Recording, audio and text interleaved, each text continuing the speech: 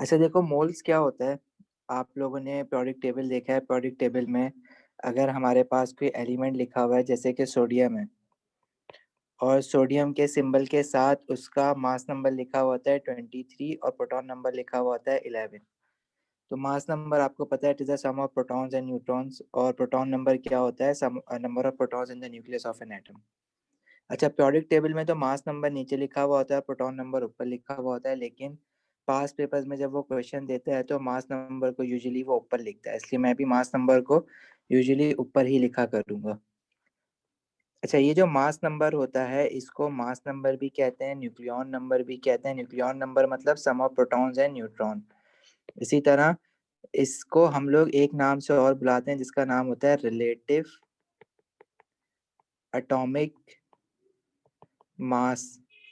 अभी ये relative atomic mass का क्या मतलब है? देखो किसी भी एलिमेंट के एटम का अगर हमें मास निकालना है तो हम बेसिकली करते क्या हैं कि उसको कंपेयर करवाते हैं कार्बन के एटम के साथ। कार्बन के एटम्स के साथ क्यों कंपेयर करवाते हैं? क्योंकि कार्बन जो है वो हमारे पास मोस्ट अबंडेंट एलिमेंट है इन नेचर, और जो कार्बन को हमने रिलेटिव एटॉमिक मास दिया हुआ है वो दिया हुआ है 12। इसको हम लोग मास का यूनिट दे देते हैं जो कि हम कहते हैं कार्बन का जो मास है वो 12 ग्राम है। अब बेसिकली ये जो 12 ग्राम मास होता है ये एक एटम ऑफ कार्बन का मास नहीं होता है। हम लोगों का मिसकंसेप्शन यही रहता है आखिरी वक्त तक कि this is the mass for one atom of carbon. देखो 12 ग्राम जो होता है ना वो एक बहुत सिग्निफिकेंट अमाउंट होता है। अगर मैं 23 ग्राम्स की बात करूं, जैसे सोडियम है इसके मास को हम इसके साथ ग्राम्स लगा देंगे तो ये 23 ग्राम्स हो जाएगा। तो बेसिकली वैसे ही निकाल कैसे रहे हैं, ये 23 ग्राम कैसे निकालना है? हम कार्बन को मास बैलेंस पे या वेइंग बैलेंस पे एक जगह पे कार्बन एटम्स रखते हैं और दूसरी जगह पे जैसे सोडियम का निकालना है तो दूसरी जगह पे मैं सोडियम को रखूंगा। जैसे आप मार्केट जाते हो, फ्रूट्स खरीदते हो या कोई चीज़ खरीदते हो, तो वो जो फ्रूट सेलर है वो वेइंग बैलेंस पे एक जगह पे स्केल्स रखता है ना, जिसको हम लोग उर्दू में बट्टा कहते हैं। तो वो जो स्केल्स होते हैं वो 1 केजी का भी होता है, 2 केजी का भी होता है। इसी तरह कार्बन को केमिस्ट्री में हमने अपना स्केल बनाया हुआ है कि जितने भी एटम्स हैं, जितने भी एलिमेंट्स के एटम हैं, उनके मासेस को हम कंपेयर करवाते हैं कार्बन के मासेस से। तो क्योंकि हम उसको कंपेयर करवाते हैं, या इन अदर वर्ड्स हम कंपेयर का एक और सिनोनिम क्या होता है, इसको रिलेट करवाते हैं। इसलिए जितने भी एटम का मास आता है उनको हम रिलेटिव एटॉमिक मासेस कहते हैं। अब सोडियम का मास अगर हमने लिया है तो सोडियम का मास बेसिकली हमने उसको कंपेयर करवाया था कार्बन के एटम्स के साथ। तो सोडियम का जो मास आ रहा था वो 23 आ रहा था। इसी तरह जो मैग्नीशियम है, मैग्नीशियम का जो मास होता है वो 24 आता है। तो इस 24 का मतलब ये है कि मैं मैग्नीशियम के मास को कंपेयर करवा रहा हूँ कार्बन के एटम्स के साथ, और मैग्नीशियम का हर एक एटम जो है वो कार्बन से ट्वाइस हैवियर है। कार्बन को अगर हमने 12 दिया है तो मैग्नीशियम 24 आ रहा है। इसका क्या मतलब है कि magnesium is twice heavier than the carbon atoms. अब ये जो रिलेटिव एटॉमिक मास है ना, ये बात यहाँ पे समझने वाली है कि जो रिलेटिव एटॉमिक मास है, जैसे कार्बन का 12 है तो इसके साथ मैंने 12 ग्राम लगा दिया, सोडियम का 23 है तो इसके साथ मैंने 23 ग्राम्स लगा दिया। इसी तरह मैग्नीशियम का मास इज 24 तो इसके साथ मैंने 24 ग्राम्स लगा दिया। अब ये जो masses हैं 24, 23 and 12, these are not the masses of one atom of carbon or sodium or magnesium। क्योंकि अगर मैं 24 ग्राम्स या 23 ग्राम्स की बात करूं, this is an appreciable amount. और अगर मैं एक चुटकी नमक ले लूं तो एक चुटकी नमक का मास कुछ अराउंड 23 ग्राम्स बनता है। तो क्या एक एटम का मास इतना ज़्यादा हो सकता है? हरगिज़ नहीं हो सकता। तो ये जो रिलेटिव एटॉमिक मासेस हैं, these are not the mass of one atom of sodium और वन एटम ऑफ कार्बन और one atom of magnesium. Basically ये वन ये जो मास है, ये रिलेटिव एटॉमिक मास, ये हमेशा कभी भी एक एटम का मास नहीं होते हैं। ये बल्कि बहुत सारे एटम्स का मास होता है, और वो बहुत सारे एटम्स में कितने एटम्स आ जाते हैं? वो आ जाते हैं 6 एक्सपोनेंट 23 एटम्स। तो ये हमेशा जो रिलेटिव एटॉमिक मास होता है, these are not the masses of one atom of any element but these are the masses of 6 exponent 23 atoms. जैसे आप अपनी डेली लाइफ में यूनिट यूज करते हो ना डजन का, कि 1 डजन की चाहे कोई भी चीज हो उसमें 12 यूनिट्स होते हैं। अब चाहे आप 1 डजन बुक्स की बात कर लो तो 1 डज़न बुक्स में हमारे पास 12 बुक्स आ जाएंगी। अगर आप 1 डज़न पेंसिल्स की बात कर लो तो 1 डज़न पेंसिल में हमारे पास 12 पेंसिल्स आ जाएंगी। सही है। अगर आप 1 डज़न एग्स की बात कर लो तो 1 डज़न एग्स में हमारे पास 12 एग्स आ जाएंगे। तो डज़न जो है वो कभी भी ये नहीं देखता कि मुझे लगाया किसके साथ जा रहा है। डज़न का सीधा-सीधा काम क्या होता है, वो चीज़ों को क्वांटिफ़ाई कर देता है into 12 units. Whatever the thing is, वो उस चीज़ को 12 यूनिट्स में क्वांटिफ़ाई कर देता है। अगर मैं कहूँ कि मेरे पास 1 डज़न चेयर्स हैं, तो 1 डज़न चेयर्स में मेरे पास 12 चेयर्स आ जाएँगी। तो डज़न ये नहीं देख रहा कि मुझे किस चीज़ के सामने लगाया जा रहा है। इसी तरह केमिस्ट्री का जो डज़न है या केमिस्ट्री का जो दर्जन है वो होता है 1 मोल। तो 1 मोल बेसिकली जैसे डज़न चीज़ों को क्वांटिफ़ाई करता है, इसी तरह 1 मोल भी चीज़ों को क्वांटिफ़ाई करता है। डज़न क्वांटिफ़ाई करता है समथिंग इंटू 12 यूनिट्स, लेकिन 1 मोल जो है वो क्वांटिफ़ाई करता है एनीथिंग इंटू 6 एक्सपोनेंट 23 यूनिट्स। इस वैल्यू को हम कहते हैं एवोगाड्रो कांस्टेंट। क्योंकि ये एक साइंटिस्ट था एवोगाड्रो जिसने इस पे काम किया था, इसलिए उसको रिगार्ड करने के लिए हम इस कांस्टेंट को या इस वैल्यू को एवोगाड्रो कांस्टेंट कहते हैं। इसकी जो पूरी एग्जैक्ट वैल्यू होती है वो होती है 6.02 एक्सपोनेंट 23। आप ओ लेवल में 6 एक्सपोनेंट 23 भी वैल्यू ये लिख लोगे या याद कर लोगे तो वो सही करेगा। तो 1 mole of anything has 6 exponent 23 units. अगर मैं कहूँ कि मेरे पास 1 मोल ऑफ सोडियम है, अब ये नंबर देखो बहुत बड़ा है।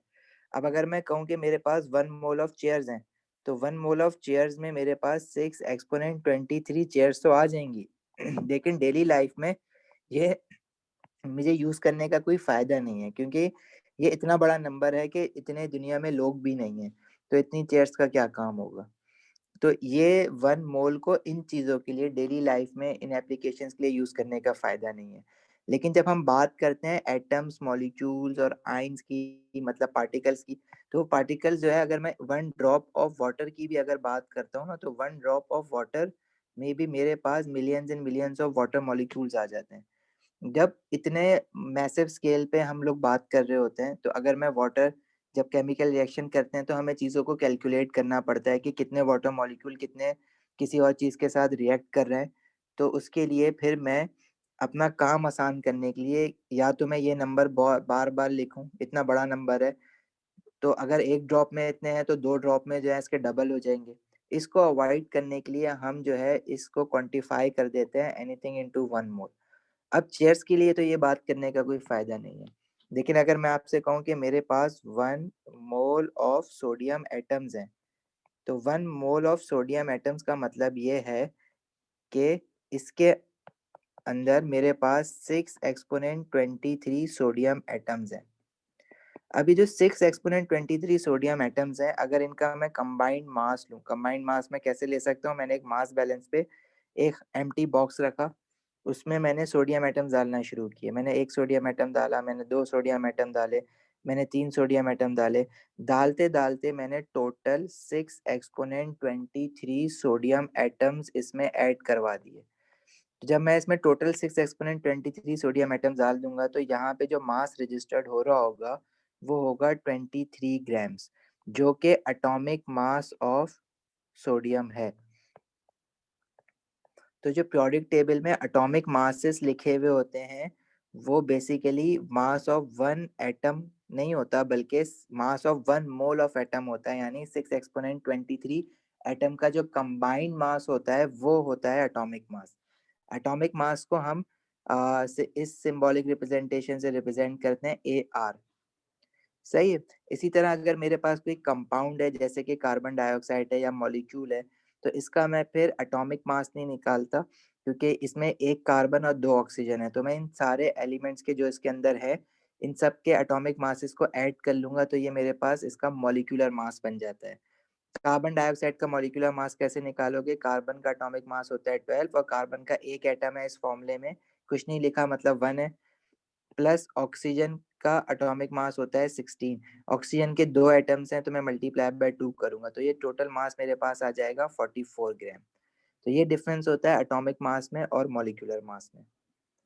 अब हम अगर बात करते हैं 1 मोल ऑफ सोडियम एटम्स की, तो अगर मैंने लिखा है मेरे पास 1 मोल ऑफ सोडियम एटम्स हैं, तो 1 मोल ऑफ सोडियम एटम्स में कितने नंबर ऑफ सोडियम एटम्स होंगे? 6 एक्सपोनेंट 23 सोडियम एटम्स। और इन 6 एक्सपोनेंट 23 सोडियम एटम्स का जो कंबाइंड मास होगा वो बेसिकली 23 ग्राम, जो कि सोडियम के एटॉमिक मास के इक्वल है। अगर किसी को एटॉमिक मास और मॉलिक्यूलर मास में प्रॉब्लम है तो पूछ सकता है। देखो, एटॉमिक मास सिर्फ एक एटम का मास होता है। जब मॉलिक्यूल बनता है तो हमने एलिमेंट मिक्सचर इन कंपाउंड में देखा कि व्हेन टू और more than two types of atoms chemically combine together they form a molecule और अ कंपाउंड। तो उसका जो टोटल मास हम निकालेंगे सारे एटम का ऐड करके, तो वो मॉलिक्यूलर मास हो जाएगा। अगर सिर्फ एक एटम की बात करोगे तो वो उसका एटॉमिक मास होगा। अगर किसी को इसमें प्रॉब्लम है तो थोड़ा-सा यहाँ पे देख लो। अगर मैं मैग्नीशियम के एक एटम की बात करूँगा, तो इसका मास जो होगा वो उसके एटॉमिक मास के इक्वल होगा, और एटॉमिक मास को हम रिप्रेज़ेंट करते हैं AR से, और मैग्नीशियम का एटॉमिक मास पीरियोडिक टेबल में दिया हुआ होता है 24। पीरियोडिक टेबल अगर आप लोगों ने सही से नहीं देखा है तो पीरियोडिक टेबल को अपने साथ हमेशा रखा करो क्वेश्चंस करते वक़्त, क्योंकि पीरियोडिक टेबल हमारे पास ओ लेवल केमिस्ट्री में बहुत ज़्यादा यूज़ होगा। जैसे मैग्नीशियम है तो हमारी क्या बात हुई कि पीरियोडिक टेबल में वो जो मासेस हमें देता है वो बेसिकली नीचे लिख के देता है। जैसे मैग्नीशियम है तो उसका मास उसने 24 एटॉमिक मास नीचे लिखा हुआ है। लेकिन पास्ट पेपर्स में जब वो क्वेश्चन देता है तो ये उल्टा कर देता है सीक्वेंस को, मैग्नीशियम का मास ऊपर कर देगा 24, और जो उसका एटॉमिक नंबर है 12 जो ऊपर लिखा हुआ है वो नीचे कर देगा। क्योंकि आपके पास पीरियोडिक टेबल तो होगा, आप देख सकते हो कि पीरियोडिक टेबल में मैग्नीशियम का मास 24 है, तो अब अगर उसने 24 ऊपर लिखा हुआ है या 24 नीचे लिखा हुआ है या 24 मैग्नीशियम एटम के आगे लिखा हुआ है, रहेगा वो उसका एटॉमिक मास ही, चाहे वो कहीं भी लिखा हुआ हो उसने। तो ये एटॉमिक मासेस होते हैं। लेकिन जब दो डिफरेंट एलिमेंट्स केमिकली कंबाइन हो जाते हैं दे फॉर्म अ मॉलिक्यूल। और जब भी हमारे पास मॉलिक्यूल बनता है, जैसे कि अभी हमने एग्जांपल देखी कार्बन डाइऑक्साइड की, या कैल्शियम कार्बोनेट, ये एक कंपाउंड है जो कि कॉम्प्लेक्स मॉलिक्यूल है जिसको हम कंपाउंड भी कहते हैं। तो इसका हम लोग मास कैसे निकालेंगे? इसका मास निकालने के लिए हमारे पास कार्बन, उसका मास होता है एटॉमिक मास 12, ऑक्सीजन उसका होता है 16, तो 2 इंटू 16 क्योंकि 2 ऑक्सीजन के एटम है, तो ये आ जाएगा टोटल 44। कैल्शियम कार्बोनेट का निकालेंगे तो कैल्शियम का एटॉमिक मास अगर पीरियोडिक टेबल से देखो तो वो होता है हमारे पास 40। कार्बन है उसमें कैल्शियम कार्बोनेट में, तो कार्बन का होता है 12 और ऑक्सीजन का होता है 16। ये मासेस यूज करते हुए आप कैल्शियम कार्बोनेट का एटॉमिक मास निकाल सकते हो। और वो कैसे निकालोगे? कार्बन का, कैल्शियम का यहाँ पे एक एटम है तो 40 इसका एटॉमिक मास होता है मल्टीप्लाई बाय 1। कार्बन का भी एक एटम है, कार्बन के का एटॉमिक मास होता है 12 मल्टीप्लाई बाय 1। और ऑक्सीजन 16 होता है और 3 है तो मल्टीप्लाई बाय 3। इसको टोटल निकालोगे तो ये आ जाएगा 100।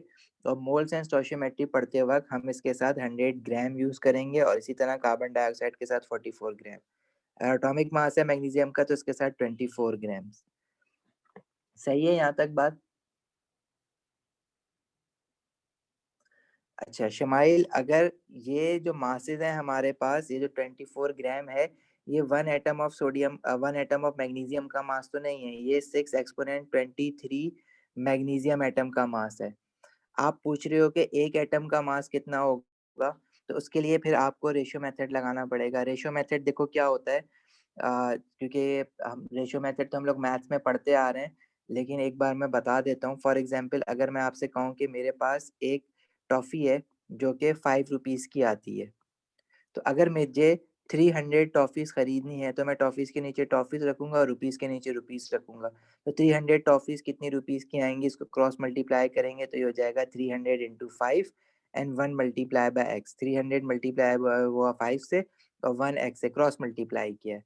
तो एक्स मेरे पास क्या आ जाएगा, 300 इंटू 5 डिवाइडेड बाय 1, तो ये आ जाएगा 1500। चलो ये तो रिलेटिवली सिंपलर चीज़ है ना। लेकिन अगर मैं इसको उल्टा पूछ लूँ, मैं बोलूँ मेरे पास एक टॉफ़ी जो है वो 5 रुपीज़ की है, और अगर मुझे 50 टॉफ़ीज़ परचेज़ करनी है तो वो 50 रुपीज़ अगर मेरे पास है तो उसमें कितनी टॉफ़ीज़ आ सकती हैं? तो रुपीज़ के नीचे रुपीज़ और टॉफ़ीज़ के नीचे मैंने एक्स लिख दिया। इसको मल्टीप्लाई करेंगे तो 1 इंटू 50 एक्स इंटू 5, तो x would be 50 divided by 5 that is 10। मतलब मैं 10 टॉफ़ीज़ खरीद सकता हूँ 5 रुपीज़ में। इसी तरह मैथ्स में आप लोग कन्वर्जन करते वक्त, जैसे फॉर एग्जांपल आपको बोला जाए कि आपके पास $1 है जो कि 160 रुपीज के बराबर है, और अगर मेरे पास लेट से $280 हैं, तो $280 कितने रुपीज के बराबर होंगे? तो डॉलर के नीचे डॉलर, रुपीज के नीचे रुपीज, क्रॉस मल्टीप्लाई करोगे तो एक्स जो आपका आएगा वो 280 इंटू 160 आ जाएगा, तो ये डॉलर रुपीज में कन्वर्ट हो गए। इसी तरह अगर मैं आपसे द अदर वे राउंड पूछूं कि मेरे पास $1 जो है वो 160 रुपीज का है, लेकिन अगर मेरे पास टोटल 200 रुपीज हैं, तो वो कितने डॉलर्स में कन्वर्ट हो सकते हैं? तो रुपीज के नीचे रुपीज और डॉलर के नीचे डॉलर लिख के क्रॉस मल्टीप्लाई करोगे तो ये आ जाएगा 1 इंटू 200 एंड एक्स इंटू 160। तो एक्स आ जाएगा 200 डिवाइडेड बाय 160, तो ये मेरे पास 200 रुपीज कन्वर्ट हो जाएंगे डॉलर्स में। इसी तरह आपका सवाल ये है कि अगर 6 एक्सपोनेंट 23 मैग्नीशियम एटम्स का मास जो है वो 24 ग्राम है, जो कि मैग्नीशियम के एटॉमिक मास के इक्वल है, तो 1 एटम ऑफ मैग्नीशियम का मास कितना होगा? तो एटम्स के नीचे एटम्स लिखो, 6 एक्सपोनेंट 23 मैग्नीशियम एटम का मास 24 ग्राम है, तो 1 मैग्नीशियम एटम का मास कितना होगा? एक्स। तो आप यहाँ से एक मैग्नीशियम एटम का मास भी निकाल सकते हो, जो कि आ जाएगा 24 into 1 and 6 exponent 23 into x. तो एक्स क्या आ जाएगा? 24 डिवाइडेड बाय 6 एक्सपोनेंट 23। और ये जो मास की वैल्यू आएगी ये बहुत छोटी वैल्यू आएगी, इसलिए हम इतनी छोटी वैल्यू को डील करने पे अवॉइड करने के लिए हम मोल का सहारा लेते हैं। और ये जो वैल्यू आएगी वो आएगी 4 एक्सपोनेंट -23 ग्राम, जो कि ऑब्वियसली बहुत कम मास है। सही है शमाइल, क्लियर हुई बात? अच्छा तो हम क्या बात कर रहे हैं कि अगर मेरे पास 1 मोल ऑफ सोडियम है, सोडियम एटम्स हैं, तो उसमें 6 एक्सपोनेंट 23 सोडियम एटम्स होंगे, और उसका मास जो होगा, इतने सारे सोडियम एटम का मास जो होगा वो कलेक्टिवली 23 ग्राम होगा। ये एक एटम ऑफ सोडियम का मास नहीं है।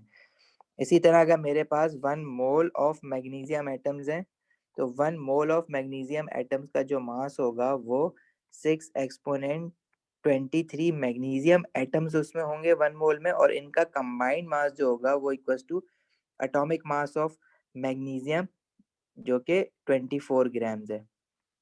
इसी तरह अगर मैं आपसे कहूँ कि मेरे पास 1 mole of carbon dioxide molecules है, अब देखो जैसे डजन जो है वो ये नहीं देखता कि उसको किस चीज के साथ लगाया जा रहा है, वो सिर्फ चीजों को क्वांटिफाई कर देता है।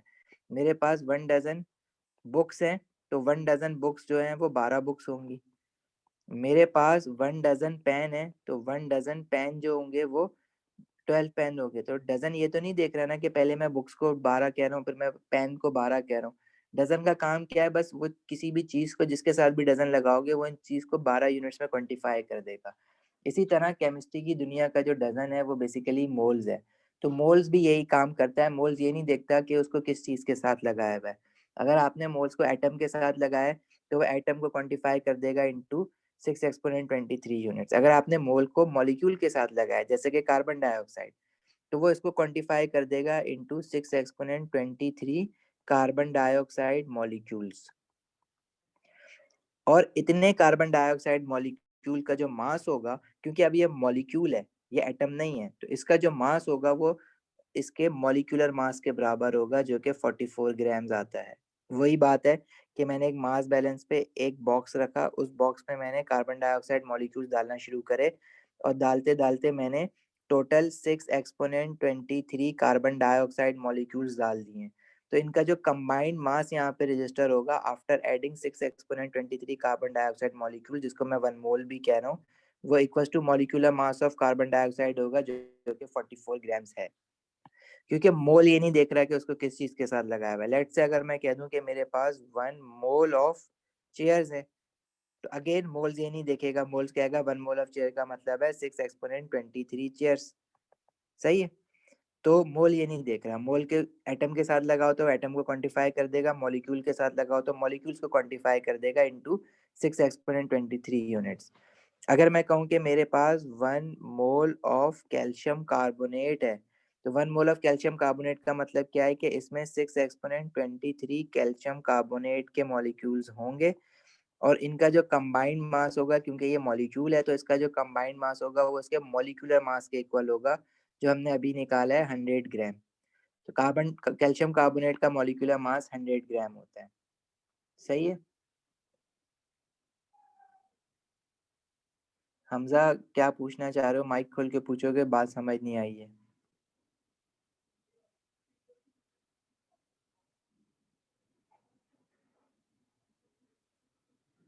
हमजा, किसी को कुछ पूछना है यहाँ तक?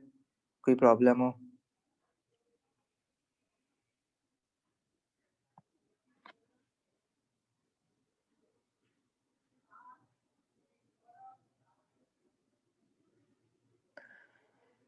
अच्छा, जब मॉलिक्यूल देखते हैं तो फॉर्मूला देखो, मॉलिक्यूल है तो मॉलिक्यूलर मास आएगा ना, क्योंकि मॉलिक्यूल क्या है, उसमें ग्रुप ऑफ एटम्स है, एक एटम तो नहीं है। अगर एक एटम की बात करोगे तो वो उसका एटॉमिक मास होगा, अगर मॉलिक्यूल की बात करोगे तो वो क्या कहते हैं, टोटल मॉलिक्यूल का मास लिखना पड़ेगा, मॉलिक्यूलर मास।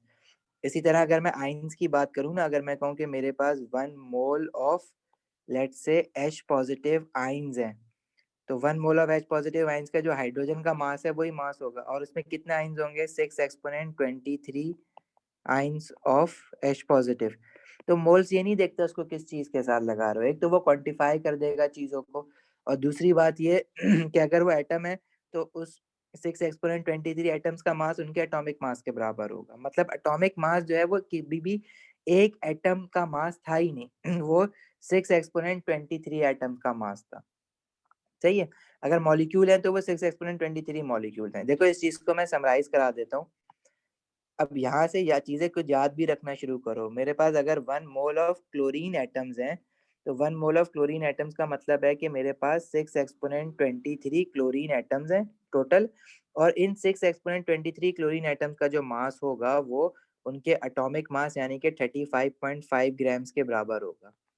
इसी तरह अगर मैं कहूँ कि मेरे पास 1 मोल ऑफ कैल्शियम एटम्स हैं, तो 1 मोल ऑफ कैल्शियम एटम्स में मेरे पास 6 एक्सपोनेंट 23 कैल्शियम एटम्स होंगे, और उनका जो कंबाइंड मास होगा वो 40 ग्राम होगा, जो कि इसका एटॉमिक मास है।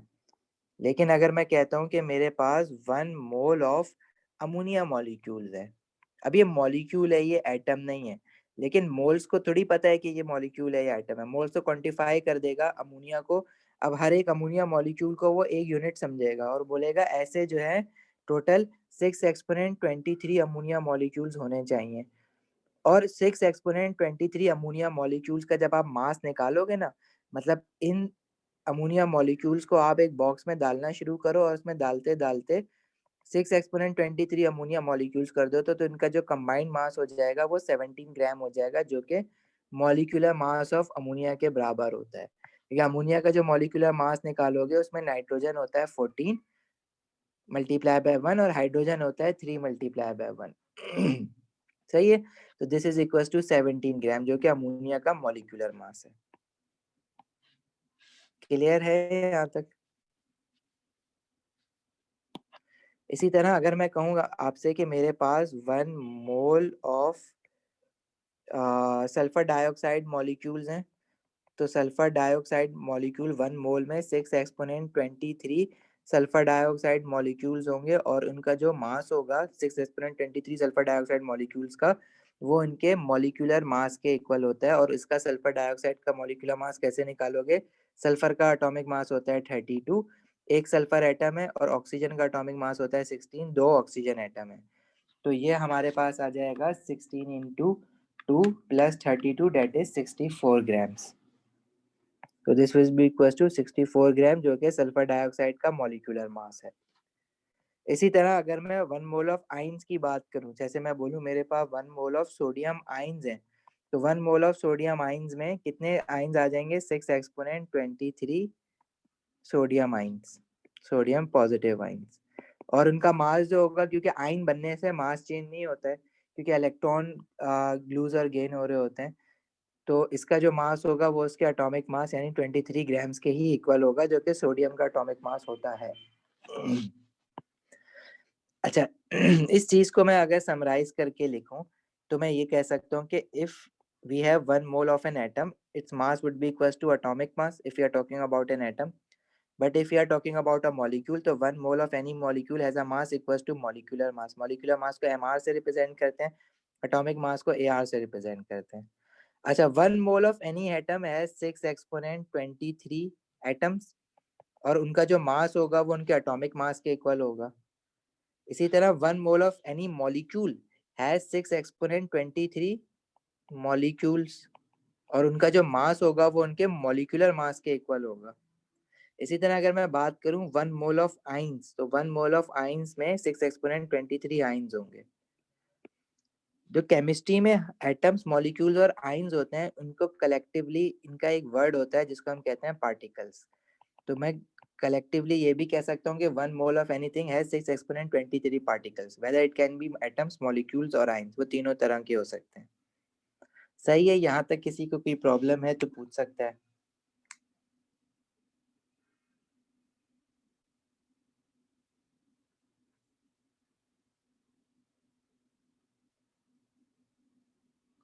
yes, it will remain 6 exponent 23. अब चाहे 1 मोल मॉलिक्यूल हो चाहे 1 मोल ऑफ एटम हो, 2 मोल कर दूंगा तो मल्टीप्लाई बाय 2 हो जाएगा. और अगर मैं 1 मोल ऑफ किसी पर्टिकुलर एटम की बात कर रहा हूँ तो उनका टोटल जो मास होगा, मतलब 6 एक्सपोनेंट 23 एटम्स का जो मास होगा शमाइल, वो उनके एटॉमिक मास के इक्वल होगा. जैसे मैंने यहाँ पे बात की क्लोरीन एटम्स के लिए, तो 1 मोल ऑफ क्लोरीन एटम्स का जो मास है वो उसके एटॉमिक मास के इक्वल है. मतलब ये 35.5 ग्राम पीरियोडिक टेबल में तो यूं तुम्हें लिखा हुआ मिलता है ना कि इस पे 35.5 लिखा हुआ होता है ऊपर, तो ये बेसिकली एक एटम ऑफ सोडियम का मास नहीं होता है, ये टोटल 6 एक्सपोनेंट 23 सोडियम एटम्स का मास होता है. अब अगर मैं 1 mole of sulphur dioxide molecules कह रहा हूँ, तो 1 mole of sulphur dioxide molecules में 6 एक्सपोनेंट 23 सल्फर डाइऑक्साइड मॉलिक्यूल्स आ जाते हैं और इनका जो कंबाइंड मास बनता है वो 64 ग्राम्स बनता है. मतलब ये एक सल्फर डाइऑक्साइड मॉलिक्यूल का मास नहीं है 64 ग्राम, बल्कि 6 एक्सपोनेंट 23 सल्फर डाइऑक्साइड मॉलिक्यूल का मास है.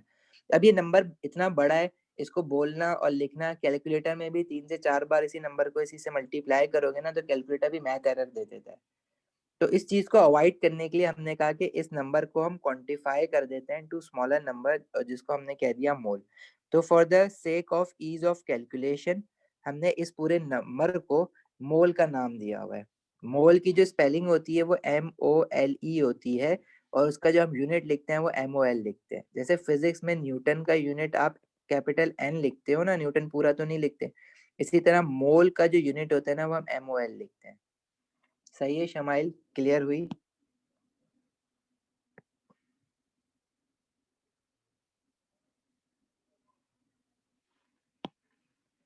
अच्छा, अगर हम गैसेस की बात करें ना तो सॉलिड और लिक्विड के लिए तो ये बात सही है, गैसेस के लिए भी सही है कि 1 मोल ऑफ मॉलिक्यूल है तो उसका मास मॉलिक्यूलर मास के इक्वल है और उसमें 6 एक्सपोनेंट 23 मॉलिक्यूल्स आ जाएंगे उस गैस के. लेकिन गैसेस के वॉल्यूम के लिए ना हमारे पास एक स्पेशल बात होती है. वो क्या होती है कि लेट से अगर मेरे पास अभी हमने बात की सल्फर डाइऑक्साइड की, तो अगर मैं कह रहा हूँ मेरे पास 1 mole of sulphur dioxide molecules हैं, तो इसका मतलब है कि वो 6 एक्सपोनेंट 23 सल्फर डाइऑक्साइड मॉलिक्यूल्स है मेरे पास और इनका जो कंबाइंड मास होगा 6 एक्सपोनेंट 23 सल्फर डाइऑक्साइड मॉलिक्यूल्स का, वो सल्फर डाइऑक्साइड के मॉलिक्यूलर मास के इक्वल होगा जो कि 64 ग्राम आ रहा है. सही है.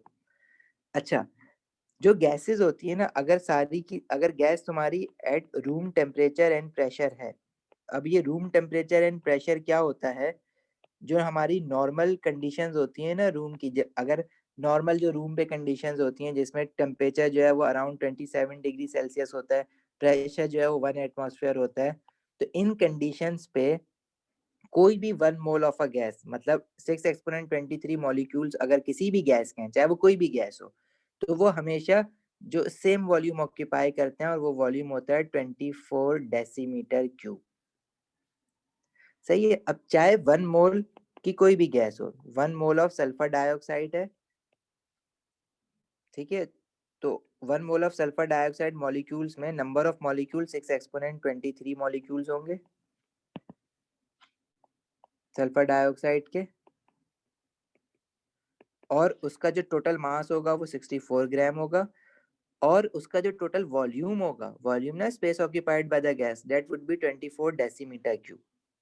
इसी तरह अगर मेरे पास 1 मोल ऑफ अमोनिया मॉलिक्यूल्स है, अब ammonia is a different gas, लेकिन क्योंकि दोनों के 1 मोल हैं, तो 1 मोल की चाहे कोई भी चीज हो, अब ये दोनों 1 मोल मॉलिक्यूल्स हैं, तो 1 मोल ऑफ मॉलिक्यूल जो भी है, सल्फर डाइऑक्साइड है और अमोनिया, लेकिन दोनों हैं तो 1 मोल ना, तो इनके जो नंबर ऑफ मॉलिक्यूल्स होंगे वो सेम होंगे, डेट इज 6 एक्सपोनेंट 23 मॉलिक्यूल्स। लेकिन इनके जो मॉलिक्यूलर मासेस हैं वो डिफरेंट हैं। अमोनिया का मॉलिक्यूलर मास है 17 ग्राम्स। तो अगर मेरे पास आपने 1 मोल ऑफ अमोनिया दिए ना, एक मास बैलेंस पे आपने क्या किया कि एक मास बैलेंस पे आपने अमोनिया डाल रहे हो और दूसरे मास बैलेंस पे जो बॉक्स रखा हुआ है उसमें आप सल्फर डाइऑक्साइड डाल रहे हो। दोनों के डालते डालते आपने टोटल 6 एक्सपोनेंट 23 अमोनिया मॉलिक्यूल्स डाले और सल्फर डाइऑक्साइड के 6 एक्सपोनेंट 23 सल्फर डाइऑक्साइड मॉलिक्यूल्स डाले। तो सल्फर इनका जो कंबाइंड मास बनेगा, अमोनिया का तो बनेगा 17 ग्राम जो कि मॉलिक्यूलर मास ऑफ अमोनिया है, लेकिन सल्फर डाइऑक्साइड का मॉलिक्यूलर मास 64 ग्राम है, तो उसके 6 एक्सपोनेंट 23 मॉलिक्यूल का मास 64 ग्राम बनेगा। बेशक दोनों के आपने इक्वल नंबर ऑफ मॉलिक्यूल्स डाले हैं क्योंकि दोनों के आपने 1 मोल डाले हैं, लेकिन दोनों के मासेस डिफरेंट हैं। सही है, लेकिन दोनों की जो वॉल्यूम्स होंगी ना वो इक्वल होंगी। डजेंट मैटर सल्फर डाइऑक्साइड का मॉलिक्यूल बड़ा है, अमोनिया का छोटा है। सल्फर डाइऑक्साइड का मॉलिक्यूल जो है वो हैवियर है, अमोनिया के लाइटर है, लेकिन वो जो वॉल्यूम ऑक्यूपाई करेंगे ना at room temperature and pressure, 1 मोल कोई भी गैस है वो 24 डेसीमीटर क्यूब अप्लाई वो ऑक्यूपाई करेगी। इसी तरह अगर मैं बोलूं कि मेरे पास 2 मोल ऑफ अमोनिया है, तो 2 मोल ऑफ अमोनिया का वॉल्यूम जो है 1 मोल का 24 डेसीमीटर क्यूब है, तो 2 मोल का उसका डबल हो जाएगा, that is 2 into 24 decimetre cube, which would be 48 decimetre cube. ये 27 देखो रूम टेम्परेचर कंडीशंस होती हैं, स्टैंडर्ड कंडीशंस जो होती हैं हमारे पास वो 25 डिग्री सेल्सियस होती है। ये तुम्हें याद नहीं करनी है, तुम्हें बस वो लिख के देगा है रूम टेम्परेचर एंड प्रेशर। तो रूम टेम्परेचर एंड प्रेशर पे 1 mole of any gas always occupies a same value, doesn't matter what type of gas it is, sulphur dioxide है चाहे अमोनिया है चाहे कार्बन डाइऑक्साइड है, उनका जो वॉल्यूम ऑक्यूपाइड होगा वो सेम होगा। फॉर एग्जाम्पल मैं कहूँ कि मेरे पास 1 mole of carbon dioxide molecules हैं, तो 1 mole of carbon dioxide molecules will have 6 exponent 23 carbon dioxide molecules, और उनका जो कंबाइंड मास होगा वो equal to molecular mass of carbon dioxide होगा, डेट इज 44 ग्राम। लेकिन आरटीपी पे वॉल्यूम उसका भी 24 डेसीमीटर क्यूब ही होगा। सही है, यहाँ तक बात समझ आती है? कोई कंफ्यूजन, कोई प्रॉब्लम, कोई क्वेरी तो पूछो।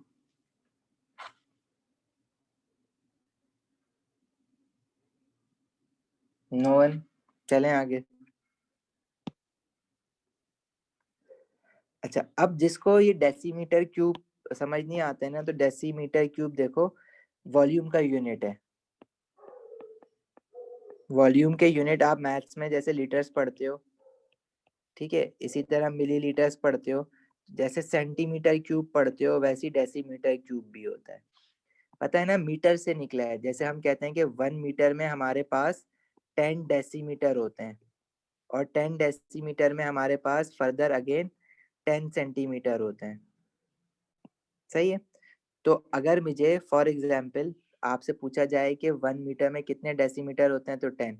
लेकिन अगर आपसे पूछा जाए कि 1 मीटर क्यूब में कितने डेसीमीटर क्यूब होते हैं, तो आप क्या करोगे? आपको पता है कि 1 मीटर में 10 डेसीमीटर होते हैं, क्यूब के लिए आप इसको क्यूब कर दोगे। ये देखो, डायमेंशन से भी वॉल्यूम का यूनिट आता है ना। अगर मेरे पास इस तरह से कोई क्यूब है, इसकी लेंथ दी हुई है, विड्थ दी हुई है और हाइट दी हुई है, तो ये भी मीटर में, ये भी मीटर में, ये भी मीटर में, तीनों को मल्टीप्लाई करोगे तो मीटर क्यूब बन जाएगा। उसको हमने डेसीमीटर क्यूब में कन्वर्ट कर दिया क्यूब लगा के, तो वो 1 metre cube would be equal to 1000 decimetre cube. इसी तरह अगर आपसे पूछा जाए कि 1 डेसीमीटर में 10 सेंटीमीटर होते हैं, तो 1 डेसीमीटर क्यूब में कितने सेंटीमीटर क्यूब होंगे? तो that would be 1 decimetre cube में 1000 सेंटीमीटर क्यूब होंगे। तो ये वाली जो कन्वर्जन है 1 decimetre cube two 1000 centimetre cube, आपने कुछ याद नहीं रखना है इसमें से, ये तुम्हारी नॉलेज के लिए बता रहा था। तुमने बस ये कन्वर्जन याद रखनी है कि 1 डेसीमीटर क्यूब में 1000 सेंटीमीटर क्यूब होते हैं, क्योंकि ये कन्वर्जन आपको करने की जरूरत पड़ जाती है। जैसे मैंने आपको बताया कि 1 मोल ऑफ एनी गैस चाहे वो कोई भी गैस हो, वो 24 डेसीमीटर क्यूब का वॉल्यूम ऑक्यूपाई करती है। तो सेंटीमीटर क्यूब में वो कितना हो जाएगा, 24,000 सेंटीमीटर क्यूब। तो आपको ये दोनों याद रखनी है। कभी कभार क्वेश्चन में वो डेसीमीटर क्यूब में वॉल्यूम दे देता है, कभी कभार वो सेंटीमीटर क्यूब में दे देता है, इस वजह से मुझे दोनों याद रखनी पड़ेंगी। सही है। अच्छा, अब जो हमने अभी तक बातें की है ना मोल्स के बारे में, अगर उस चीज को मैं समराइज करूं कि 1 mole of any atom has a mass equals to its atomic mass if we are talking about an atom, and 1 mole of any molecule has a mass equals to its molecular mass if we are talking about a molecule. ठीक है, and 1 mole of atom having a mass equals to their atomic mass will have 6 exponent 23 atoms. अगर atoms की बात कर रहे हो, atoms के साथ डील कर रहे हो, अगर मॉलिक्यूल्स के साथ डील कर रहे हो, तो 1 mole of any molecule has a mass equals to molecular mass, और उसमें 6 एक्सपोनेंट 23 मॉलिक्यूल्स होंगे। अगर आइंस की बात कर रहे हो, तो 1 mole of ions will have 6 exponent 23 ions.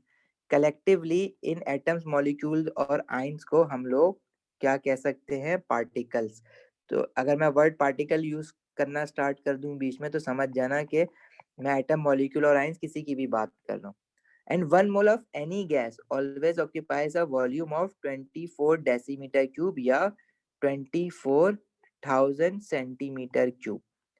लेकिन ये सिर्फ आरटीपी पे है, रूम टेम्परेचर एंड प्रेशर। वो बताएगा क्वेश्चन में कि आरटीपी पे है, room temperature and pressure. RTP room temperature and pressure की शॉर्ट फॉर्म है। और ये बात सिर्फ और सिर्फ ना गैसेस के लिए है, ये सॉलिड और लिक्विड में लगाने मत बैठ जाना। Only for gases, gases only. सही है। अच्छा, दूसरी बात, प्रोडक्ट टेबल में जैसे हमने सोडियम देखा तो उसका एटॉमिक मास है 23 ग्राम। अब नाउ यू नो कि जो 23 ग्राम है, ये 1 मोल ऑफ सोडियम एटम्स का मास है। सही है, 23 ग्राम। फॉर एग्जाम्पल मैं आपसे कहूँ कि मेरे पास जो है ना वो 500 ग्राम ऑफ सोडियम है टोटल, तो उसमें मोल्स कितने होंगे। तो 1 मोल ऑफ सोडियम एटम का मास 23 ग्राम्स है, तो 500 सोडियम एटम्स का मास कितना होगा। तो वो आप ऐसे निकाल सकते हो, मास के नीचे मास रखा और एटम्स के नीचे एटम्स आपको निकालने थे, तो आपने एक्स रख दिया। इसको क्रॉस मल्टीप्लाई करोगे, 1 इंटू 500 एक्स इंटू 23, तो एक्स कितना आ जाएगा, 500 डिवाइडेड बाय 23। ठीक है, तो ये हमारे पास मोल्स आ जाएंगे सोडियम के, जो कि 21.7 मोल्स आ रहे हैं। अच्छा, अगर इस चीज को मैं जनरलाइज करूं, जनरलाइज करने का क्या मतलब है कि अगर मैं कहूं कि मेरे पास 1 मोल ऑफ एटम कोई भी हो, चाहे उसका जो मास है वो, जैसे सोडियम का 23 है, बेसिकली वो एटॉमिक मास है ना, तो 1 mole of any atom has a mass equals to atomic mass. और अगर ये बात मॉलिक्यूल्स के करेंगे, तो 1 mole of any molecule has a mass equals to its molecular mass. तो एटम्स के लिए एटॉमिक मास, मॉलिक्यूल के लिए मॉलिक्यूलर मास। अब अगर मैं कह रहा हूँ कि मेरे पास n नंबर ऑफ मोल्स हैं, अननोन नंबर ऑफ मोल्स हैं ऑफ एनी एटम, तो उसका जो मास होगा वो कितना होगा। अब देखो, एटॉमिक मास आप ग्राम में लेते हो, मॉलिक्यूलर मास भी आप ग्राम में लेते हो, तो अगर आपको कोई मास दिया हुआ है किसी भी एटम और मॉलिक्यूल का, तो वो भी आप ग्राम्स में ही लोगे, इसलिए हम यहाँ पे स्पेसिफिकली लिख देते हैं मास इन ग्राम।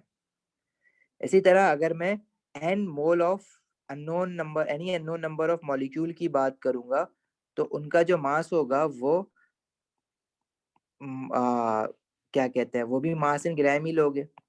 ठीक है, इस दोनों को क्रॉस मल्टीप्लाई करोगे, तो तुम्हारे पास यहाँ पे देखो फॉर्मूला क्या बनेगा, n multiply by atomic mass, 1 multiply by mass in gram. ठीक है, तो number of n is number of mole basically of a known mass, तो mass in gram divided by atomic मास।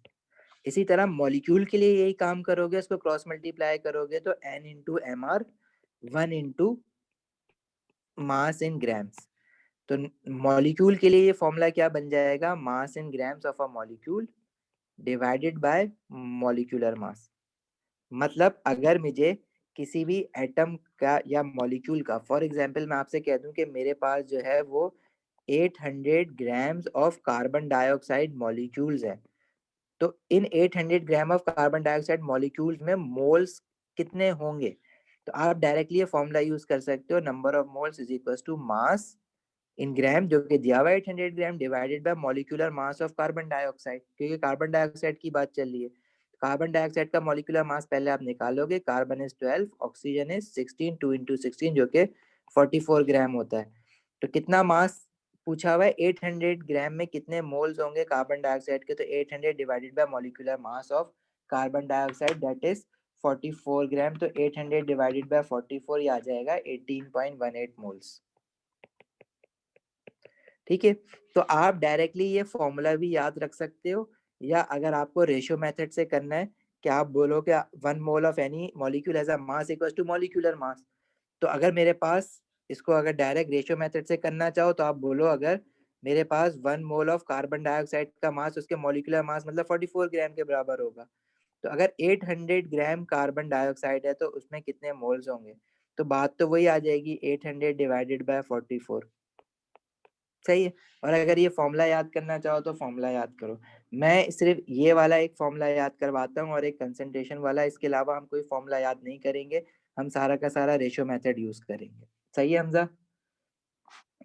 ठीक है, ये फॉर्मूला हम इसलिए याद करवा देते हैं क्योंकि जनरली जब स्टूडेंट्स पढ़ते हुए आते हैं तो उन्होंने ये फॉर्मूला तो पक्का रटा हुआ होता है। बाकी वॉल्यूम के लिए भी एक फॉर्मूला बनाया हुआ होता है, नंबर ऑफ एटम्स के लिए भी एक फॉर्मूला बनाया हुआ होता है। हम कोई ऐसा कोई फॉर्मूला याद नहीं करने वाले, हम सिर्फ एक ये फॉर्मूला नंबर ऑफ मोल्स का याद कर लो। अगर एटम की बात कर रहे हो तो number of moles is equal to mass over atomic mass. जैसे फॉर एग्जांपल मैं कहूँ कि मेरे पास 3.5 मोल ऑफ सोडियम एटम्स हैं, तो इनका मास कितना होगा, तो number of moles mass over atomic mass. तो 3.5 मोल्स आपके पास है, आपने इसका मास निकालना है और atomic mass of sodium product table से देखोगे जो कि होता है 23, तो आप क्या करोगे 3.5 इंटू 23 जो कि आ जाएगा 80.5 ग्राम्स। तो 3.5 मोल ऑफ सोडियम का जो मास होगा वो 80.5 ग्राम के बराबर होगा। इसी चीज को अगर रेशियो मेथड से करना है तो हमें पता है कि मेरे पास 1 मोल ऑफ सोडियम का मास जो होता है वो 23 ग्राम्स होता है, तो 3.5 मोल ऑफ सोडियम का मास कितना होगा। सही है, तो अगेन चीज तो वही होगी 23 इंटू 3.5, यहाँ भी हमने 23 इंटू 3.5 किया, ये 80.5 ग्राम्स आ जाएगा। सही है, यहाँ तक कोई प्रॉब्लम किसी को?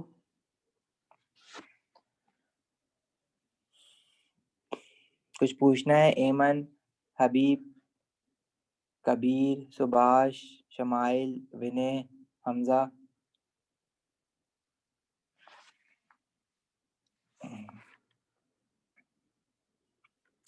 ओके, अच्छा एक बार और समराइज करते हैं इस चीज को।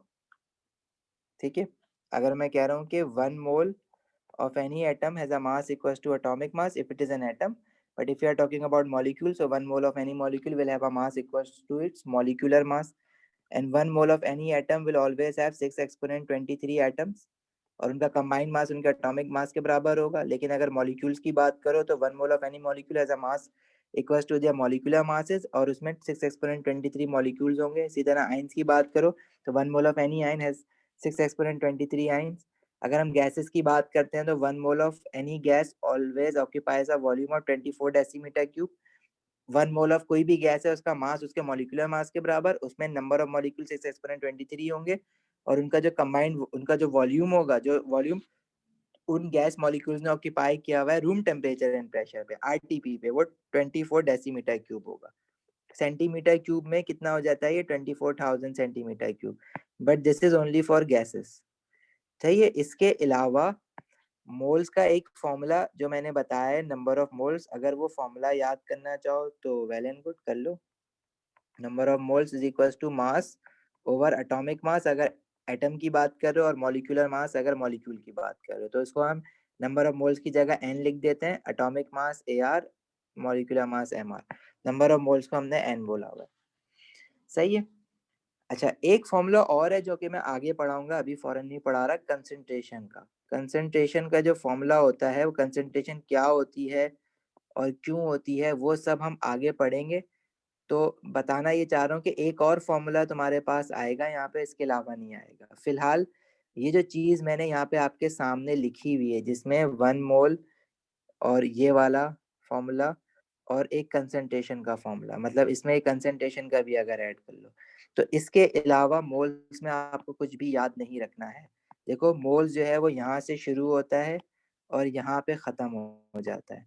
हाँ, इस पूरी चीज को एग्जीक्यूट किस तरह से करना है वो एक मुश्किल काम होता है मोल्स का। लेकिन अगर आपकी अंडरस्टैंडिंग स्क्रैच से बन जाती है कि मोल बेसिकली है क्या, तो वो क्वेश्चन भी फिर आहिस्ता आहिस्ता सॉल्व होने लग जाते हैं। फिलहाल आज की क्लास में हम सिंपल क्वेश्चन से स्टार्ट करते हैं, फिर हम स्टोशियोमेट्री पे जाएंगे। मोल्स के जो चैप्टर है वो मोल्स का चैप्टर 2 पार्ट्स में डिवाइड है, मोल्स एंड स्टोशियोमेट्री। अभी हम मोल्स को देख रहे थे, मोल्स देखने के बाद हम फिर स्टोशियोमेट्री पे जाएंगे। अगर मोल समझ आता है तो फिर स्टोशियोमेट्री, मोलर कैलकुलेशन जिसको कहते हैं। अब मोलर कैलकुलेशन का जो क्रक्स है बात का, वो सिंपल सिर्फ यही है कि अगर मेरे पास कोई 2 पर्टिकुलर टाइप के रिएक्टेंट रिएक्ट हो रहे हैं तो प्रोडक्ट कितना बन सकता है।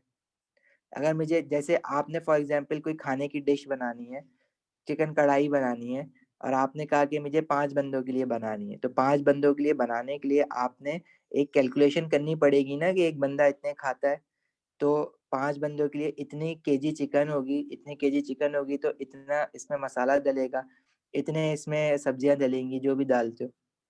तो एक कैलकुलेशन करके, खाना तक भी एक कैलकुलेशन करके बनाते हो। 1 कप चाय बनानी है, उसके लिए भी कैलकुलेशन होती है कि 1 कप चाय के लिए 1 कप पानी, 1 चम्मच पत्ती और 1 चम्मच चीनी चाहिए। इसी तरह जब भी मैं कोई केमिकल रिएक्शन कराता हूँ तो मुझे कैलकुलेट करके बाकायदा बनाना पड़ता है। ऐसे ही नहीं कि मैंने बोला कि बस फॉर एग्जांपल मुझे कार्बन डाइऑक्साइड गैस बनानी है। अब मुझे कार्बन डाइऑक्साइड गैस, मैंने कहा कि मुझे 500 डेसीमीटर क्यूब बनानी है। अब ये किससे बन सकती है? कार्बन और ऑक्सीजन से। तो मैं कितना कार्बन लूँ और कितना ऑक्सीजन लूँ, ठीक है? अगर मैं कम लाऊंगा तो ये पूरी नहीं बनेगी, और अगर मैं ज्यादा ले आऊंगा तो उसका कोई फायदा नहीं है, वो जाया होना है। तो ये काम सारा हमारा मोल्स कर रहा होता है, ठीक है? कंसंट्रेशन वाला फॉर्मूला हम डेसीमीटर क्यूब यूज करेंगे, सेंटीमीटर क्यूब में हम लोग यूज नहीं करते, और अगर वॉल्यूम सेंटीमीटर क्यूब में होती है तो फिर हम उसको डेसीमीटर क्यूब में कन्वर्ट कर लेते हैं। और कन्वर्जन क्या है? 1 decimetre cube is equal to 1000 centimetre cube.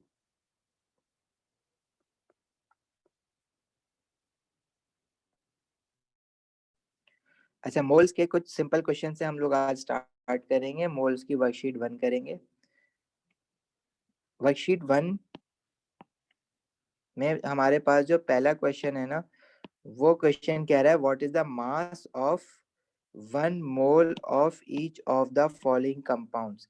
अब आपको अच्छे से पता है कि 1 मोल की चाहे कोई भी चीज हो, अगर 1 मोल का एटम है तो उसका मास उसके एटॉमिक मास के बराबर होता है, और अगर 1 मोल का कोई मॉलिक्यूल है या कंपाउंड है तो उसका मास उसके मॉलिक्यूलर मास के बराबर होता है। अगर आपको ये इक्वेशन समझ आ गई है तो ये इक्वेशन क्वेश्चन करते वक्त अपने सामने लिख लेना, शुरू-शुरू में लिख लेना, फिर ये इक्वेशन याद हो जाएगी माइंड के अंदर, आपको लिखने की ज़रूरत भी नहीं रहेगी, ठीक है? तो अगर वो आपसे कह रहा है कि आपने मास निकालना है, मास of 1 mole of each of the following compound, तो किसी भी कंपाउंड के 1 मोल का मास उसके मॉलिक्यूलर मास के बराबर होता है। तो इन शॉर्ट आपने इन सब के मॉलिक्यूलर मासेस निकालने हैं। अगर आप फॉर्मूला यूज़ करो कि नंबर ऑफ मोल्स का फॉर्मूला होता है number of moles mass over molecular mass, क्योंकि यहाँ पे सारे मॉलिक्यूल्स दिए हुए हैं, कंपाउंड दिए हुए हैं ना, तो कंपाउंड कॉम्प्लेक्स मॉलिक्यूल्स होते हैं। तो आप ये वाला फॉर्मूला यूज करोगे, मास अपॉन मॉलिक्यूलर मास। अब अगर 1 मोल का मास पूछ रहा है तो एन की जगह पे, मोल की जगह पे आप 1 रख दोगे, और मास आप निकालोगे, और इन सब के मॉलिक्यूलर मासेस आप कैलकुलेट करके जब मास निकालोगे तो मास हमेशा क्या आएगा? 1 इंटू एम आर। 1 से किसी भी चीज को मल्टीप्लाई करो वो तो वही रहती है ना, मतलब इन शॉर्ट वो आपसे इन सब के मॉलिक्यूलर मासेस पूछ रहा है। तो 1 mole of any compound will have a mass equal to molecular mass. तुम ये फॉर्मूला भी यूज कर सकते हो जिसमें एन की जगह पे 1 रखना पड़ेगा और मॉलिक्यूलर मास इन सब के निकालने पड़ेंगे। तो आपने इन सब के मॉलिक्यूलर मासेस निकालने हैं। कार्बन डाइऑक्साइड का मॉलिक्यूलर मास अभी बहुत बार निकाल चुके हो, 44 ग्राम होता है। सिलिकॉन डाइऑक्साइड का मॉलिक्यूलर मास निकालने के लिए आप क्या करोगे? सिलिकॉन का एटॉमिक मास देखो प्रोडिक्ट टेबल से, प्रोडिक्ट टेबल में सिलिकॉन आपको मिलेगा प्रोडक्ट टेबल यूज करने की आदत डाल लेना, क्योंकि प्रोडक्ट टेबल में एटॉमिक मास नीचे लिखे होते हैं, पास पेपर में और मैं लेक्चर में पढ़ाते वक्त भी एटॉमिक मासेस को ऊपर लिखता हूँ। तो ऐसा नहीं करना कि जल्दी में सिलिकॉन का एटॉमिक मास 14 उठा के आगे ले जाओ, वो गलत हो जाएगा। सिलिकॉन का एटॉमिक मास जो होता है वो 28 होता है, जो नीचे लिखा हुआ होता है, क्योंकि प्रोडक्ट टेबल में देखो उसने की दी भी है ना कि नीचे वाली चीज एटॉमिक मास है। ठीक है, वो अगर वो की में ये कर देता कि राइट वाली चीज एटॉमिक मास है और राइट पे लिख देता, तो फिर आपने राइट से एटॉमिक मास उठाना होता। तो सिलिकॉन का एटॉमिक मास 28 है और ऑक्सीजन का एटॉमिक मास 16 है। और सिलिकॉन डाइऑक्साइड का फॉर्मूला क्या बन रहा है? SiO2। तो SiO2 के फॉर्मूले के हिसाब से आपने सिलिकॉन का, इसमें एक एटम है और उसका मास आया था 28 मल्टीप्लाई बाय 1, और ऑक्सीजन है 16, इसका एटॉमिक मास है, और ऑक्सीजन के 2 एटम है तो 16 इंटू 2। तो ये जो टोटल हमारे पास मास आएगा, that is the mass of 1 mole of silicon molecule, that is 60। ठीक है, अब 1 मोल ऑफ सिलिकॉन का ये मास आएगा 60 ग्राम्स। ठीक है, क्या मतलब है? ये 1 मोल ऑफ सिलिकॉन डाइऑक्साइड, इसमें कितने सिलिकॉन डाइऑक्साइड के मॉलिक्यूल्स होंगे? 6 एक्सपोनेंट 23 सिलिकॉन डाइऑक्साइड मॉलिक्यूल्स। सही है, एक मॉलिक्यूल का मास नहीं है, ये 1 मोल का मास है, 1 मोल में 6 एक्सपोनेंट 23 है। तो अगर वो यहाँ पे नंबर ऑफ मॉलिक्यूल भी पूछ ले 1 मोल में कितने होते हैं, तो वो 6 एक्सपोनेंट 23 होते हैं। तो इन सब के आपको मॉलिक्यूलर मासेस निकालने हैं। तो क्या निकाल के बता सकते हो? सबके कर लोगे ये काम? जैसे एल्यूमिनियम ऑक्साइड है, aluminium oxide is Al2O3। Aluminium का एटॉमिक मास होता है 27, 2 एल्यूमिनियम के एटम है तो 2 इंटू 27, और ऑक्सीजन का एटॉमिक मास होता है 16, 3 ऑक्सीजन के एटम्स हैं तो 16 इंटू 3 हो जाएगा, और ये जो टोटल आ जाएगा आपके पास, ये आता है 102 ग्राम। तो 1 मोल ऑफ एल्यूमिनियम ऑक्साइड, यानी कि 1 मोल ऑफ एल्यूमिनियम ऑक्साइड का मतलब ये है कि इसमें 6 एक्सपोनेंट 23 एल्यूमिनियम ऑक्साइड के मॉलिक्यूल्स हैं और उनका जो टोटल मास है वो 102 ग्राम्स है। सही है, नंबर ऑफ मॉलिक्यूल्स पूछा हुआ नहीं है कहीं, मैं साथ साथ इसलिए बताता जा रहा हूँ ताकि अंडरस्टैंडिंग बिल्डअप होती जाए। कोई प्रॉब्लम, कोई सवाल, कुछ पूछना है यहाँ तक किसी को भी?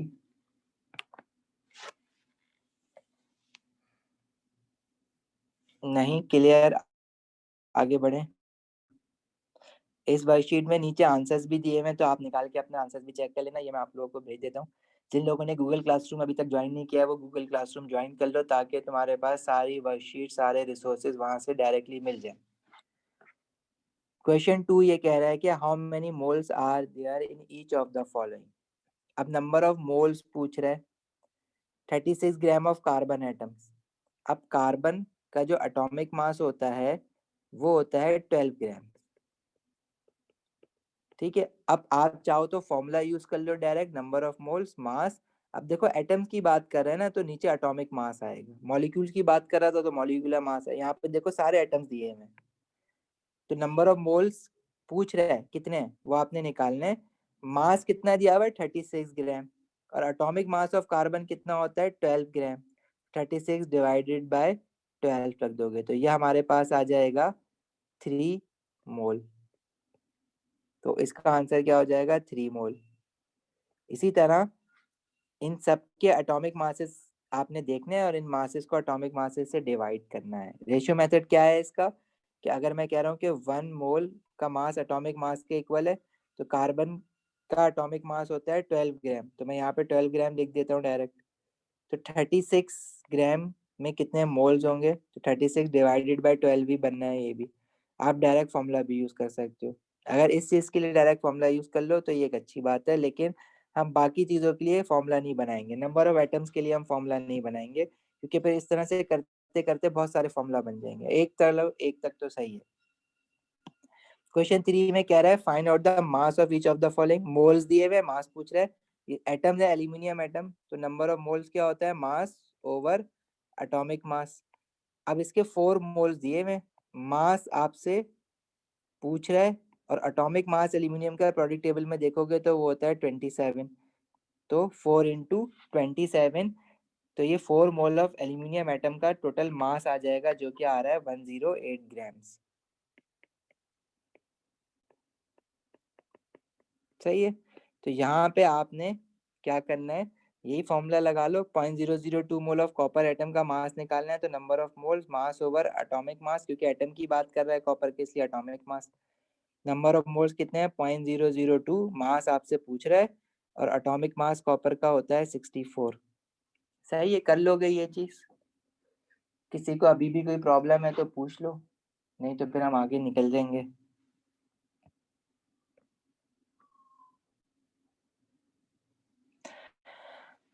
अच्छा, फिर कह रहा है find out the number of moles present in each of the following gases. Gases की बात कर रहा है और साथ में कह रहा है all measure at RTP, room temperature and pressure.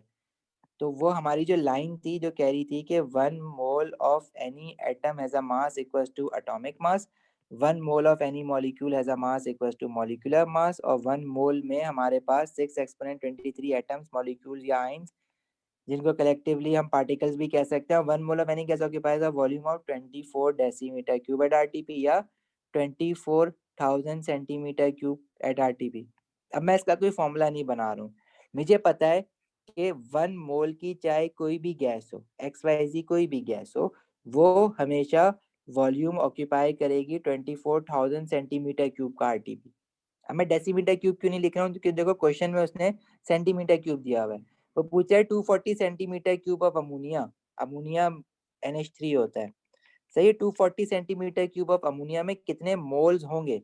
तो मुझे पता है कि 1 मोल ऑफ अमोनिया जो है वो 24,000 सेंटीमीटर क्यूब का वॉल्यूम ऑक्यूपाई करता है। अगर अमोनिया का वॉल्यूम 240 सेंटीमीटर क्यूब है तो उसमें कितने मोल्स होंगे? x, क्रॉस मल्टीप्लाई करो, that would be 240 is equal to x into 24,000। तो x कितना आ जाएगा? 240 डिवाइडेड बाय 24,000। सही है। 100 कौन आंसर लिख रहा है? किस चीज का आंसर लिख रहे हो? 0.01 मोल आएंगे ना हमजा?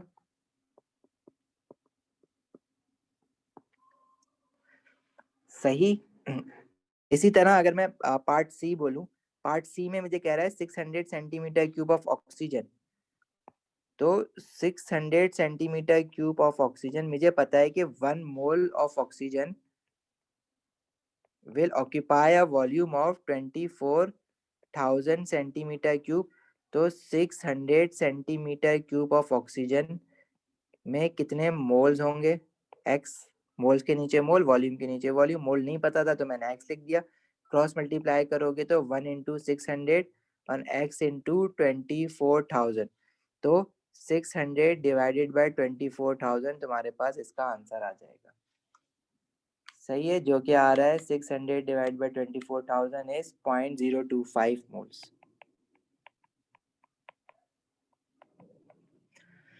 इसी तरह अगर तुमसे उसने बोला है कि अब देखो यहाँ पे पार्ट ई में 2.5 decimetre cube of sulphur dioxide, अब ये डेसीमीटर क्यूब में दे दिया है। अब डेसीमीटर क्यूब में दे दिया है तो मैं यूं लिख दूंगा कि 1 mole of sulphur dioxide eight RTP will always occupies a volume of 24 decimetre cube. तो 2.5 डेसीमीटर क्यूब सल्फर डाइऑक्साइड कितना मोल्स उसका होगा? x। इसको क्रॉस मल्टीप्लाई करो तो ये आ जाएगा 2.5 डिवाइडेड बाय 24। 2.5 डिवाइडेड बाय 24 ये आ जाएगा 0.104 मोल। समझ आई बात? देखो 2.5 decimetre cube of sulphur dioxide के उसने पूछा था उसमें मोल्स कितने होंगे। तो मुझे पता है कि 1 मोल ऑफ सल्फर डाइऑक्साइड का जो वॉल्यूम होगा वो 24 डेसीमीटर क्यूब होता है। अब उसने 2.5 डेसीमीटर क्यूब मुझे वॉल्यूम दिया है सल्फर डाइऑक्साइड का। ये जो मैं पहली लाइन बना रहा हूँ ना, ऐसा ही होता है हमेशा, इसको मैं रेसिपी कहता हूँ। तो 1 मोल ऑफ सल्फर डाइऑक्साइड में 24 decimetre cube of sulphur dioxide आते हैं। अब अगर मेरे पास 2.5 decimetre cube of sulphur dioxide है तो उसमें कितने मोल्स होंगे? x। इसको क्रॉस मल्टीप्लाई करोगे तो 1 इंटू 2.5 x इंटू 24, जो कि आ रहा है x इज 2.5 डिवाइडेड बाय 24, और x हमारे पास आ रहा है 0.104 मोल of sulphur dioxide in 2.5 decimetre. इसी तरह इस क्वेश्चन को थोड़ा सा और भी मॉडिफाई किया जा सकता है। फॉर एग्जांपल मैं आपसे बोलूं कि मुझे बताओ कि मेरे पास 2.5 decimetre cube of sulphur dioxide gas है, उसके मैं मोल्स नहीं पूछ रहा, मैं इस बार इसके आपसे मास पूछ रहा हूँ। तो आपको पता है कि 1 मोल का अगर कोई एटम होगा तो उसका मास एटॉमिक मास के इक्वल, अगर मॉलिक्यूल होगा तो उसका मास उसके मॉलिक्यूलर मास के इक्वल। अगर 1 मोल ऑफ मॉलिक्यूल्स हैं तो वो 6 एक्सपोनेंट 23 मॉलिक्यूल्स होंगे, और वो वॉल्यूम ऑक्यूपाई करेगी गैस 24 डेसीमीटर क्यूब अगर गैस है। अब सल्फर डाइऑक्साइड गैस है ना, तो मैं ये कह सकता हूँ कि 1 मोल ऑफ सल्फर डाइऑक्साइड का वॉल्यूम तो 24 डेसीमीटर क्यूब होता है। अच्छा देखो, इन सब के बीच में इक्वल्स टू लगे हुए हैं, तो मतलब ये सारे एक दूसरे के इक्वल है। अगर 1 मोल ऑफ सल्फर डाइऑक्साइड का मास उसके मॉलिक्यूलर मास के इक्वल है, और 1 मोल, देखो 1 मोल ऑफ सल्फर डाइऑक्साइड का जो मास है वो उसके मॉलिक्यूलर मास के इक्वल है, जो कि 64 ग्राम्स होता है, और 1 मोल ऑफ सल्फर डाइऑक्साइड में 24 डेसीमीटर क्यूब का वॉल्यूम वो ऑक्यूपाई करती है। तो जब ये दोनों बराबर हैं तो ये दोनों भी तो बराबर होंगे ना। अगर मैं डायरेक्टली कह दूं कि molecular mass of sulphur dioxide जितनी गैस अगर होगी तो वॉल्यूम 24 डेसीमीटर क्यूब ऑक्यूपाई करेगी, मतलब सल्फर डाइऑक्साइड का जो एमआर है उतनी अगर आपके पास सल्फर डाइऑक्साइड होगी तो वो वॉल्यूम 24 डेसीमीटर क्यूब ऑक्यूपाई करेगी, क्योंकि वो 1 मोल के बराबर है। तो 2.5 डेसीमीटर क्यूब अगर सल्फर डाइऑक्साइड गैस आपके पास है तो उसका मास कितना होगा। अब सल्फर डाइऑक्साइड का मॉलिक्यूलर मास निकालना पड़ेगा तुम्हें, जो कि तुम निकाल चुके हो अभी बहुत बार, 32 + 2 × 16 जो कि 64 ग्राम्स आता है। तो मैं ये भी कह सकता हूँ कि 64 ग्राम ऑफ सल्फर डाइऑक्साइड जो कि उसका एमआर है, बेसिकली वो वॉल्यूम ऑक्यूपाई करेगी 24 डेसीमीटर क्यूब, क्योंकि 64 ग्राम 1 मोल के ही इक्वल है। तो वॉल्यूम ऑक्यूपाई करेगी कितना, 24 डेसीमीटर क्यूब सल्फर डाइऑक्साइड। और अगर 2.5 डेसीमीटर क्यूब सल्फर डाइऑक्साइड है तो उसका मास कितना होगा। तो डेट वुड बी 64 × 2.5 x × 24, और x कितना आ जाएगा 64 × 2.5 डिवाइडेड बाय 24। सही है। 64 × 2.5 divided by 24, 6.67 grams of sulfur dioxide is there in 2.5 deci, मतलब 2.5 डेसीमीटर क्यूब अगर मैंने वॉल्यूम बताया सल्फर डाइऑक्साइड का तो उसका मास 6.67 ग्राम्स होगा एट आरटीपी। हाँ जी, कुछ पूछना है, कोई सवाल?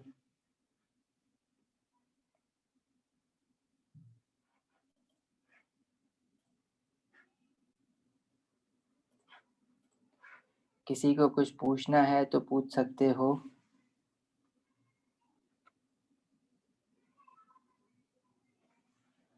नहीं तो फिर हम लोग क्लास एंड करते हैं।